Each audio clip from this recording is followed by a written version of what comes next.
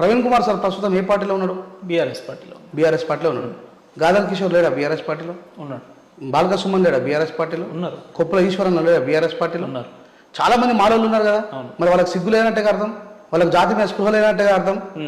ఇలా విశారదన్ మహారాజు గారు 4% రిజర్వేషన్ మాత్రమే ఇవ్వాలని చెప్పి ఆయన మాట్లాడుతుంటే అది తప్పు అని చెప్పాల్సిన బాధ్యత ఉందిగా వీళ్ళకు. నేను మాదిగలకు వ్యతిరేకంగా రమ్మలేదే. నీ జాతి తరపున నిలబడు, రాజ్యాంగం యొక్క సంరక్షణ కోసం నిలబడు. ఇలా ఆర్ఎస్ ప్రవీణ్ కుమార్ గారు గ్రేట్ అని చెప్తున్నాను నేను మీ సమక్షంలో. బీఆర్ఎస్ పార్టీలో మాట్లాడేది రాయేష్ గారేనా? రెంజల రాయేష్ ఇప్పుడు నిజమే మాట్లాడతా. ప్రవీణ్ కుమార్ సార్ బీఎస్పీలో ఉన్నప్పుడు ఆయన కోసం నిలబడ్డ వ్యక్తి. ఆయన టీఆర్ఎస్ పోయిన తర్వాత ఒక మాట కూడా నేను మాట్లాడలేదు. అప్పుడు ఆయన మా నాయకుడు, ఇప్పుడు బీఆర్ఎస్ పార్టీ నాయకుడు. బీఆర్ఎస్ పార్టీలో ఉండి కూడా మందకృష్ణ మాదిగన్న మాట కోసం, మాదిగ జాతి కోసం, అది ఏమన్నా కావచ్చు, రాజ్యాంగ విరుద్ధమా రాజ్యాంగ బద్దమా, కానీ నిలబడాలని చెప్పేసి కలిసి చూసారా, అది గొప్ప విషయం. బీఆర్ఎస్ పార్టీలో ఉన్నటువంటి మాల నాయకులారా సిగ్గు తెచ్చుకోండిరా. మీరు భయపడ్డారు కానీ ఆర్ఎస్ ప్రవీణ్ కుమార్ గారు జాతి కోసం నిలబడ్డారు. బీఆర్ఎస్ పార్టీ సిద్ధాంతానికి కట్టుబడి నిలబడలేదు. నిజమైన మాదిగ జాతికి పుట్టిన మొగోడు కాబట్టి నిలబడ్డారు. మీకు పుడితారండి అని చెప్పిన మీ టీవీ సాక్షి కూడా చెప్తున్నా.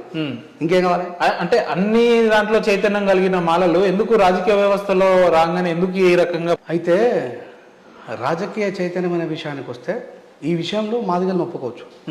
మాదిగ సామాజిక వర్గానికి ఉన్న స్పృహ మాల సామాజిక వర్గానికి లేదు. పిరికోళ్ళు, మాలో ఎదిగిన వాళ్ళు పిరికి వాళ్ళు. నేనే ఇస్తున్నా ఈ స్టేట్మెంట్. ఓనా మాల సమాజమా, మాల యువకుల్లారా, మాలల్లో కూలి పని చేసుకుని బ్రతుకుతున్న వారులారా గుర్తుపెట్టుకోండి. బొజ్జ తారకం, కత్తి పద్మాలలో కూలి పని చేసుకొని బతుకుతున్నారా? ఇప్పటికీ పాపం మహబూబ్నగర్ జిల్లా నుంచి వచ్చి బార్లలో పనిచేసే వాళ్ళు, ఆటో నడుపుకునే వాళ్ళు, ఇద్దరు దాంట్లో ఉన్నారు, అన్నిట్లలో ఉన్నారు. ఉపేందర్ అట్లా అప్పర్ కాస్ట్ లో కూడా ఉంటారు. నాకు ఎప్పుడు రెంజల రాజేష్ సిద్ధాంతం ఒకటే, ఎదిగిన మాలా మాదిగలు ఒకవైపు, ఎదగని మాలా మాదిగలు ఒకవైపు. నేను వీళ్ళ పక్షాన నిలబడతాను. నాకు వీళ్ళతో పని లేదు. వీళ్ళకి నేనంటే ఇష్టం కూడా ఉండదు. ఎదిగిన మాలా మాదిగలకు నేను ప్రశ్నిస్తా కాబట్టి నేనంటే ఇష్టం కూడా ఉండదు వీళ్ళకి. ఇది నిజం చెప్పాలంటే మీరు ముక్కు చుట్టూ మంచిగా ఏది పడుతుంది అంతే. సో నాకు మందకృష్ణ అన్న దగ్గర నచ్చే గొప్ప విషయం ఏంటంటే, కత్తి పద్మారావు గారు బొజ్జ తారకం సార్ తర్వాత మాలలలో ఆయనకేమో ఇప్పుడు పాపం పెరాలసిస్ వచ్చి కత్తి పద్మారావు సార్ ముందరలాగా యాక్టివ్గా తిరగట్లేదు. అద్దంకి దయాకరణ తెలంగాణ నుంచి బాగా నిర్మాణమైన పార్టీ సిద్ధాంతానికి కట్టుబడి నోట్లకెళ్ళి మాట తీస్తలేడు. దాని గురించి నేను మాట్లాడాను కూడా. సో దాని తర్వాత ఏమైపోయిందంటే మాలల్లో స్వార్థం పెరిగింది. మనకెందుకురా, మనం బ్రతుకుతే చాలు, మనం ఉంటే చాలు. దీంట్లో మందకృష్ణతో పోల్చుకుంటే కృష్ణన్న ఎంఆర్పిఎస్ ఉద్యమ ఈ మాట మాట్లాడుతుంటే కూడా అవతల మండుతూ ఉంటుంది మళ్ళీ. కానీ నిజంగా మాట్లాడాలి. ఆయన నిర్మాణమైంది ఎంఆర్పిఎస్ పేరు మీద అయినప్పటికీ కూడా చాలా జనరల్ ఉద్యమాలు చేసిండన్న. అందుకే ఆయన అంటే నాకు ఇష్టం. ఈ రోజు కృష్ణన్న బీజేపీ తరఫున మాట్లాడుతున్నాడు కాబట్టి ఇష్టం లేదు తప్ప కృష్ణన్న అంటే నాకు ఇష్టం లేదని కాదు. గూడంజన చనిపోయినాడు. ఈ మాల జాతిలో ఉన్నటువంటి స్వార్థపరులైన కుక్కలను అడుగుతున్నా, మందకృష్ణన్న పోయినగా నీ కొడుకులు పోయినరా? తెలంగాణ ప్రభుత్వాన్ని నిలదీశాడు మందకృష్ణన్న. అయ్యా, శ్రీనారాయణ రెడ్డి గారికేమో తెలంగాణ రాష్ట్ర ప్రభుత్వ లాంఛనాలతో సాగు చేస్తావు. పుడితే ఒకటి సత్తే రెండు రాజిగా వరి రాజిగా, ఎత్తుర తెలంగాణ జెండా రాజిగా వరి రాజిగా అని తెలంగాణకి వెన్నుముక్కనే ఇచ్చినటువంటి గూడంజనని అనాథ శవంలా వదిలేసామని చెప్పి ప్రశ్నించే మొగోడే మందకృష్ణ అన్న. ఈ మాట మాట్లాడుతూ ఆగు ఇదేంద్రో. ఎస్, తప్పుని తప్పనే చెప్పాలా, నిజాన్ని నిజమనే చెప్పాలా. రెంజల రాజేష్ ఎప్పుడు ఇట్లనే మాట్లాడతాడా? 100% ఎప్పుడు ఇట్లా అంటే ఎటువంటి రాజకీయ అవకాశాలకు కావచ్చు, రాజకీయ నాయకుడు అయిన తర్వాత కూడా రాజ్యాంగం ఎట్టుంటుందో చూపిస్తా. నేను అసెంబ్లీలో మాట్లాడుతుంటే నువ్వే తర్వాత నన్ను పిలిచి ఇంటర్వ్యూ చేయి. అక్కడ రాజ్యాంగం ఎట్టుంటుందో చూపిస్తా. ఏం తెలిసి రాజకీయాల్లోకి వస్తా.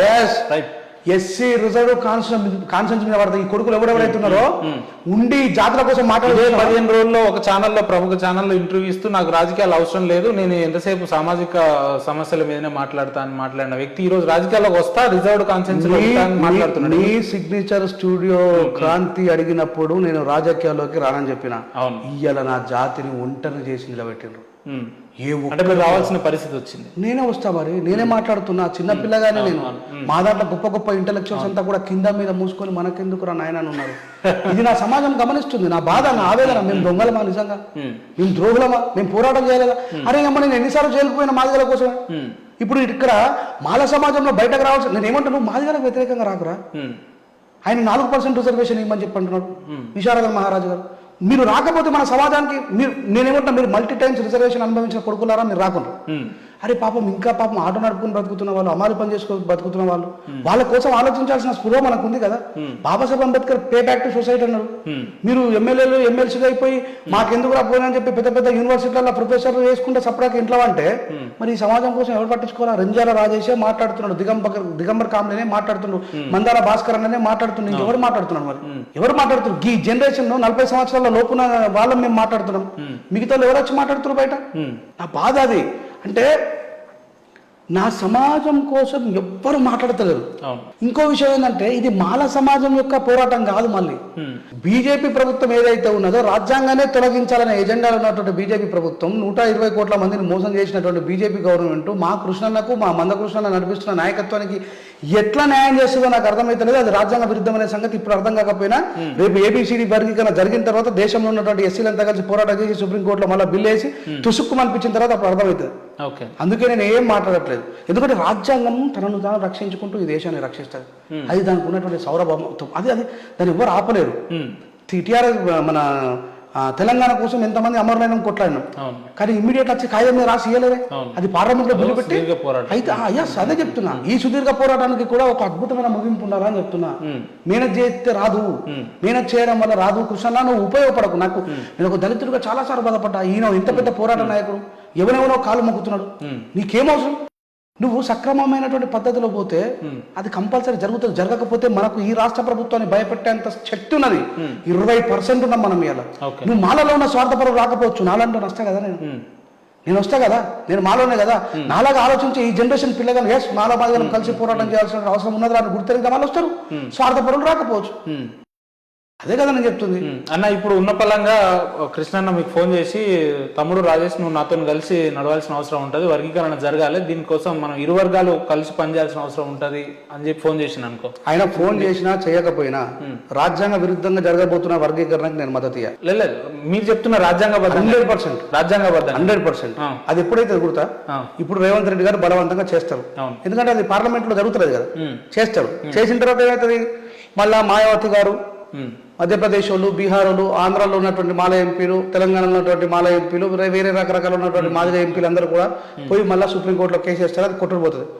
కొట్టుడు పోయినప్పుడు కృష్ణన్నతో పాటు నేను మాట్లాడిన ప్రతి మాట నిజమే అని చెప్పి అందరికి అర్థమవుతుంది కదా. అప్పుడు నేను కృష్ణన్న ఇంటికాడ ప్రెస్ మీట్ పెట్టి అన్నా ఒకవేళ నేను తెలుసో తెలియక నేను మాట్లాడిన మాటల వల్ల నువ్వు గాయపడితే నన్ను నిన్ను మనసుకొని క్షమించి రా అన్న, ఇప్పుడు మాలమాదిగల కోసం మనం బోధమని చెప్పేసి అప్పుడు పిలుస్తాం. అప్పుడు రాజ్యాంగబద్ధమైనటువంటి వర్గీకరణ కోసం పోరాడదాం. జరగకపోతే కేంద్ర ప్రభుత్వంలో మనం గెలవకపోతే రాష్ట్ర ప్రభుత్వంలో చేయించుకుందాం. ఇది కొట్టుడు పోయే వర్గీకరణ అని చెప్పి మీరు ఇంత క్లారిటీగా విజన్ తోటి చెప్తున్నప్పుడు అవతల మందకృష్ణ అన్నకి ఈ అంశం ఎందుకు అర్థమైతలేదు అంటున్నా. నాకు తెలియదు. నేను చిన్న పిల్లగానే చదువుకున్నా, నేను ఆ స్టేట్మెంట్ చదివినా ఈ స్టేట్మెంట్ చదివినా. ఇది కేవలం సజెషన్లు ఇచ్చారు. ఈ సజెషన్ తీర్పు అని చెప్పేసి మా అన్న అబద్ధం ఆడుతూ ప్రొఫెసర్ కాసిం అన్నతో పాటు చాలా మంది అబద్ధాలు ఆడుతూ వెనక ఉన్న మాదిగ సమాజాన్ని మోసం చేస్తున్నారు. కాసిం సార్ అబద్ధం ఆడిందా? ఇంకేం మరి నోట్లకి రావాల్సిన మాట, నా నోట్లకి ఎప్పుడైనా నచ్చిందా తీర్పు అని? సజెషన్ అనే వస్తుంది, సలహాలు సూచనలు వచ్చిందని తీర్పు అని రాలేదు. అందుకే చదువు అని చెప్పి 500 పేజీల ఏమున్నదో చదివితే మనకు అర్థమవుతుంది. మొత్తానికి రిజర్వేషన్ ధ్వంసం చేయడమే వాళ్ళ కుట్ర. ఆ సలహాలు సూచనలలో కూడా రిజర్వేషన్ తీసేసే కుట్రనే ఉంది. అది మా వాళ్ళు అర్థం చేసుకుంటలేరు.